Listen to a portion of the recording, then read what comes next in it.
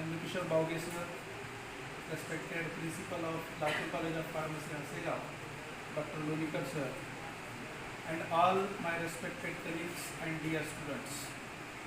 Today we are gathered here for the celebration of Teachers' Day on the behalf of Dr. Sarvapalli Radhakrishnan. आता आजचा जो दिवस आहे तो कोणता वार आहे? गुरुवार आहे, बरोबर. आपण ज्यांना मानतो किंवा ज्यांना आपण शिक्षक असं म्हणतो तो आहे गुरु. आणि गुरु या शब्दाचा अर्थ काय होतो की अंधाराकडून प्रकाशाकडे घेऊन जाणारा जो व्यक्ती असतो त्याला आपण गुरु असं म्हणतो. आणि त्या गुरुनी भरपूर काही आपल्याला दिलंय, याचं आपल्याला अभिमान असला पाहिजे. आणि मी मागच्या वेळेस सांगितलं होतं गुरु पौर्णिमेला की असा एकतरी गुरु तुमच्या जीवनात असायला पाहिजे की प्रत्येक वेळेस आपल्याला तो मार्गावर किंवा मार्ग दाखवतो. आता दुसरी गोष्ट अशी की सकाळी जे गेस्ट आले होते सरकुते सर, त्यांनी सांगितले होते की भ्रष्टाचाराविरुद्ध लढा. आता एक मी गोष्ट सांगतो.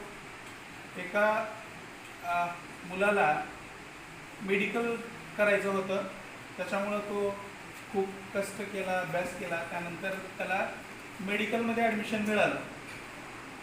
पण कालांतरानं फर्स्ट इयर सेकंड इयरच्या नंतर त्याला वाटलं की आता मला काही याच्यामध्ये जास्त इंटरेस्ट दिसत नाही, म्हणून तो त्याचा जो इयर होता तो पास करण्यासाठी तो काहीतरी रिश्वत दिला आणि तो इयर पास होऊन प्रोजेक्ट पास होऊन तो डॉक्टर झाला. आणि ज्या ठिकाणी तो कार्यरत होता डॉक्टर म्हणून त्या ठिकाणी पहिल्यांदाच त्याच्या हातात एक पेशंट आला जो की ॲक्सिडेंट झालेला होता, एक छोटा मुलगा होता. आणि त्याचं ट्रीटमेंट करण्यासाठी तो ऑपरेशन थिएटरमध्ये गेला, पण त्याला ती ट्रीटमेंट करायला यायला काय जमणार नाही.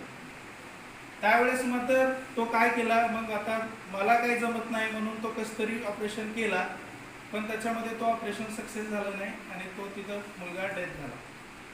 आणि ज्या वेळेस तो ऑपरेशन थिएटरमधून बाहेर पडला तर बाहेर बघितला तर त्या मुलाचे पॅरेंट बाहेर बसलेले होते, म्हणजे वडील बसलेले होते. आणि त्या वडिलांनी त्या डॉक्टरला बघितले. त्यानंतर त्या वडिलांचं आणि त्या डॉक्टरला कळालं की जो वडील होता तोच रिश्वत घेणारा होता आणि जो डॉक्टर बनलेला आहे तोच रिश्वत देणारा होता. म्हणून ते दोघांना पण ती शिक्षा झाली की रिश्वत घेणाऱ्यांना पण शिक्षा झाली आणि देणाऱ्यांना पण शिक्षा झाली. म्हणून याच्यातून एवढाच संदर्भ मिळतो की घेणारा सुद्धा तेवढाच शिक्षेचा हकदार आहे आणि देणारा पण तितकाच आहे. तुम्ही देऊ नका. तुम्हाला भरपूर मार्ग आहेत की ज्याच्या थ्रू तुम्हाला तुमचं सक्सेस मिळून जातं. आता दुसरी गोष्ट आहे की ज्याच्यामध्ये मी पेशन्स बद्दल सांगतोय. आता एक गोष्ट मला आठवली, तो मी सांगतोय की एका भक्ताने आपल्या देवाच्या समोर खूप अशी प्रार्थना केली आणि तो असं प्रार्थनामध्ये एवढं लीन झाला की देव प्रसन्न झाले आणि त्याला विचारले की तुझी इच्छा काय. तर त्यानं सांगितलं की मला एक पैशाने भरलेली बॅग आणि एक मोठी गाडी आणि नोकरी पाहिजे. देवाने त्याला तथास्तु म्हणलं आणि कंडक्टरची नोकरी देऊन टाकली.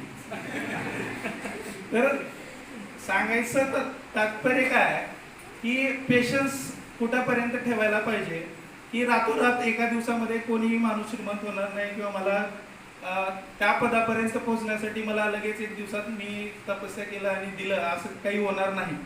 बरं, ते एक जोकचा पार्ट होता. पण एक गोष्ट आहे ज्या सायंटिस्टचा तो स्टोरी आहे, ती सायंटिस्टची स्टोरी तुम्हाला सांगतो की एका वेळेस एका शिष्याने त्या शिक्षकांजवळ गेला आणि त्यावेळेस त्या शिक्षकांनी त्याला एक टास्क सांगितलं की आपली भाकरीची दुर्डी राहते ना, त्या दुर्डीमध्ये पाणी भरून 2 किलोमीटर अंतरावर तो एक पाण्याचा सोर्स ठेवला होता आणि तिथून पाणी भरून घेऊन यायचं होतं. मग तो गेला, त्याला कळालं नाही की याचा अर्थ तुला करावंच लागेल असं गुरूंचं म्हणणं होतं. त्यावेळेस तो इतका प्रयत्न केला, काही दिवस गेले. त्यानंतर त्याची जी काडी असते ती पाण्याने फुगते आणि त्या पाण्याने फुगण्यामुळं तो जो त्याच्यामधले जे छोटे छोटे छिद्र असतात ती बंद होतात आणि एका काळांतरानं त्याच्यामध्ये पूर्ण पाणी भरलं आणि ते पाणी आणून त्या सायंटिस्टला दिलं. ते सायंटिस्ट होते APJ अब्दुल कलाम. म्हणजे कार्य करण्यासाठी आपल्याला किती पेशन्स द्यावा लागतं ते खूप महत्त्वाचं आहे. एक स्टेज यायला पाहिजे, त्या स्टेजला आलं की तुम्हाला ऑटोमॅटिकली तुमचं सक्सेस तुम्हाला मिळून जातं.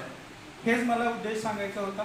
त्याच्या पलीकडे मला अजून एक असं वाटते की नॉलेज जो आहे तो आजकाल शिक्षकच द्यायला पाहिजे किंवा शिक्षकच भरपूर काही नॉलेज देतात असं काही राहिलेलं नाही आताच्या काळामध्ये. पहिल्याच्या काळामध्ये भरपूर सुविधा नव्हत्या म्हणून आपण त्यावेळेस एकच पर्याय होता तो म्हणजे गुरुचा पर्याय होता, म्हणजे तो शिक्षकाचा पर्याय म्हणून होता. आजकाल नॉलेज मिळवण्यासाठी फक्त गुरु असणं एवढंच गरजेचं नाही, तर नॉलेज विथ बिहेवियर मिळणं खूप गरजेचं आहे. म्हणून शिक्षक तुम्हाला लागतो. कारण काय तर विद्यार्थ्यामध्ये बिहेवियर कसं वागायला पाहिजे शिक्षकाच्या समोर तो कुठंतरी कमी दिसतोय, किंवा शिक्षक आल्याच्या नंतर त्याच्यासोबत कसं बिहेवियर केलं पाहिजे तो दिसतोय. तुम्हाला माहित आहे माझा 2nd इयरचा विद्यार्थी आहे, तो आवर्जून सांगू वाटते मला की त्याला मी कधीही रागवलो की त्यांना एकच करते, सर माफ करा सर, पाया पडतो सर, एवढंच म्हणा. म्हणजे बघा तो त्याच्या आजूबाजूला किती जण आहेत तो बघत नाही, किंवा माझी इमेज खराब होते तो बघत नाही. फक्त तो काय करतो, कारण काय त्याच्या अंगात एक गुण असा आहे की तो काही चुकी केलं की समोरच्याला वाटतं की बाबा नाही एवढा एक चान्स द्यायला पाहिजे. बरं, नाहीतर आज शिक्षकाने मला असं बोललं म्हणून असं थांबून असं पुढे विद्यार्थी थांबणार आणि म्हणणार बघू काय होतंय ते. आपल्याला शिव्या दिल्या की मग लगेच आपल्याला वाटणार आहे मला शिव्या दिले, मग त्याला बघतो करतो. बरं, अशा गोष्टी होत असतात. म्हणून मी म्हणतोय की behaviour is greater than knowledge असं म्हणतो. म्हणून बिहेवियर चांगलं ठेवा, सगळ्या गोष्टी तुमच्या जवळ येतात, सगळ्या गोष्टी तुम्हाला मिळून जातात. बोर हुलाले का? अजून एक सांगतो. एक पेन्सिल आणि रबर खूप चांगले मित्र होते, आहेतच, तुम्हाला माहीतच आहे. आणि एकदा काय झालं की दोघं एक सोबत असल्याच्या नंतर पेन्सिलनं रबराला म्हणलं की सॉरी म्हणलं. रबर म्हणलं की एवढी चांगली मैत्री आहे आपल्या दोघांमध्ये, सॉरी थँक्यू हे काय आहे. मग पेन्सिलने सांगितलं की ज्या ज्या वेळेस मी लिहित असतो त्यावेळेस मला खूप गोष्टी मी चूक करतोय, त्यावेळेस तू खोडायसाठी तू माझी मदत करतोस म्हणून मी तुला थँक्यू म्हणतो.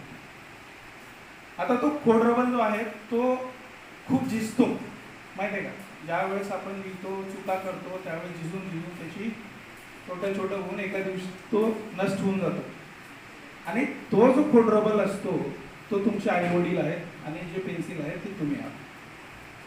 तुमचे आई वडील तुमच्या चुकांना इतकं खोडतात की तुमच्या जीवनामध्ये एक चांगलं मार्ग दाखवण्याचं काम हे कोण करत असेल तर सगळ्यात आधी जर कोणते गुरु असतील तर ते आपले आई वडील आहेत. ज्या दिवशी आपल्याला कळालं की आपले आई वडील हे आपल्यासाठी सर्वस्व आहे त्या दिवशी आपण चांगल्या मार्गावर लागतो आणि चांगल्या ठिकाणी चांगल्या पदावर सक्सेस मिळवून घेतो.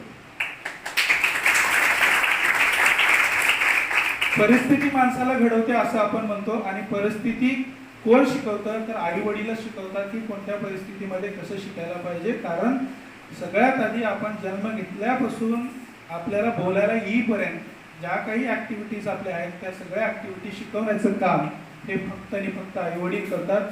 शिक्षक फक्त तुम्हाला मार्ग दाखवतोय की कुठं जायचं आहे, कुठं जाऊन तुम्हाला सक्सेस मिळेल. फक्त आई वडील हे तुम्हाला दाखवतात. म्हणजे तुम्ही तुमचं चलणं असेल, बोलणं असेल, वागणं असेल, आपण डायरेक्टली म्हणतो बघा एका पोराला जर समजा कोणतरी असं वागलं तुझे आई वडील हे शिकवलेत का. बरं, म्हणजे थोडक्यात म्हणण्याचा उद्देश की पहिला आदर जो सन्मान करायचा आहे ते तुमच्या आई वडिलांचं करा, आणि सेकंड जो आहे तो तुमच्या शिक्षकांचा करा. कारण तुमचे शिक्षक तुमचे आई वडील तुमचं फक्त मार्गदर्शक आहेत, तुमचे शुभचिंतक आहेत जे तुम्हाला सक्सेस करण्यासाठी उभारलेले आहेत. एखादा शिक्षक तुम्हाला शिवाय देतोय किंवा बोलतोय याचा अर्थ दोन प्रकारे आदर तुमचा असतो. एक जो शिक्षक लय शिवाय देऊ लागले बाबा म्हणून याचा आदर करायचा, आणि दुसरा जो आहे तो मनातून आदर येतो की त्याला आपण म्हणतो की तो प्रॉपरली संस्कारी विद्यार्थी आहे. बरं, एवढंच सांगतो, जास्त काही भाषण मला काही देता येत नाही, त्याच्यामुळं इथंच थांबतो. आणि आजचा जो प्रोग्राम आहे तो फायनली आजच्या विद्यार्थ्यांनी किंवा सगळ्या विद्यार्थ्यांनी अरेंज केला, आमचा सन्मान केला, आम्हाला गिफ्ट दिलं, त्याबद्दल सगळ्यांचे धन्यवाद करतो. आणि इथं माझे 2 शब्द संपवतो. सिरियस मोडमध्ये टाकलं